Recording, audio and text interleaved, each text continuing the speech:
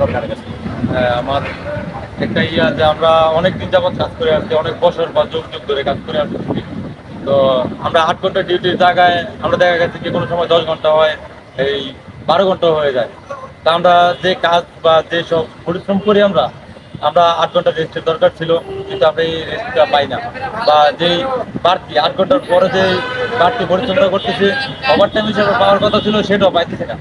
ঠিক আছে, তো এখন আমরা চাই সরকারের কাছে এটাই আমাদের আকুল আবেদন যে আমরা এই সরকারের কাছ থেকে যে বা আমরা যে যারা শ্রমিক আছি, যারা আমরা 8 ঘন্টা ডিউটির পরেও যে কাজটা করবো সেটার পারিশ্রমিক যেন আমরা পাই, এটা আমাদের আশাবাদী। 8 ঘন্টা বেশি কাজ করলে সেটার জন্য পারিশ্রমিক দেওয়া হ্যাঁ, হয়, আর আমরা ওভারটাইম হিসেবে ধরা হয়। হ্যাঁ, ওভারটাইম হিসেবে ধরা হয়। আর প্রতি শুক্রবার যেন সব কিছু প্রতিষ্ঠান বন্ধ থাকে, শ্রমিকদের যেন শুক্রবারে জিরানোর বা যারা মুসলিম ধর্মের আছে তারা যেন নামাজ পড়ার সুযোগ পায়, সেটা আমরা আশা করি সরকারের কাছে।